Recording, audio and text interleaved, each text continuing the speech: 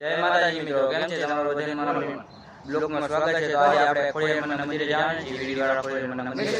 તો અત્યારે અમે 4 જણા જાય છીએ, હું છું, સાહિલભાઈ છે, રોહનભાઈ છે અને રોનકભાઈ છે। તો અત્યારે બધાને પૂછી લઈ મંદિરે જવું છે કેવું લાગે છે। તો બોલો સાહિલભાઈ। આપણે મંદિરે જવાનું છે, ત્યાં રાહુલભાઈને વિડિયો બનાવવાનો છે અને આપણે એક વિડિયો બનાવવાનો છે। તો આપણે મંદિરે જવાના છીએ, આપણે તો બહુ ખુશ છીએ ને આ બે ભાઈને પૂછી લે તમે કેવું લાગે તમને મંદિરે જતા? સારું લાગે તમને? આપણે સારું લાગે। તમારે આવું છે? બોલ લે કાઈ। હાલો બોલી જાઓ હાલો। સારું લાગે છે એમ ખોડિયારમાં મંદિરે જાય।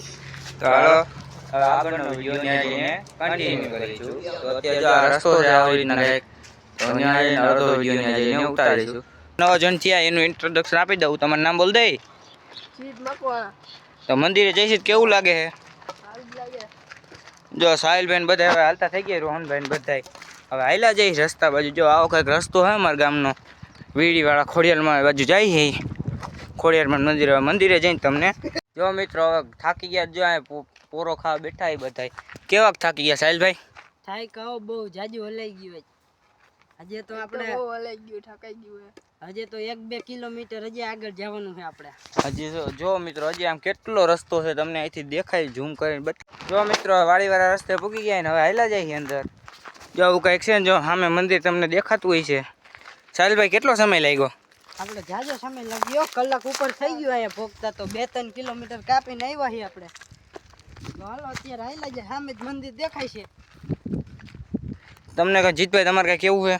ના ના, હવે તો હું ફૂગી ગયા, ઠાક લાગ્યો તો હાલો મિત્રો હવે તમને મંદિરે જઈને બતાવી કે કેવું મંદિર છે। જો મિત્રો મંદિરે પૂગી ગયા છે, તો મોટા ઉપરથી જ ઇન્સ્પિરેશન જોતા આવીશું કે મંદિરે પૂગી ગયા। જો આ અમારા વીડીવાળા ખોડિયારમાં મંદિર છે મિત્રો।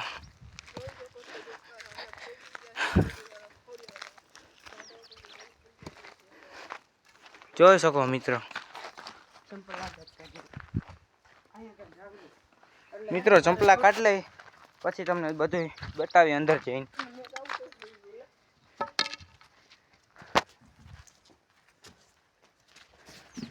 જો મિત્રો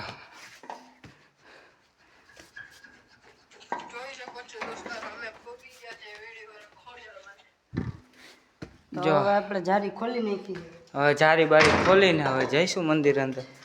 હે દેવી, જો મિત્રો અમારા વીડીવાળા ખોડિયારમાં તમે બધા પર દર્શન કરી લ્યો। હવે આજનો બ્લોગ અહીં સુધી રાખી। જય માતાજી।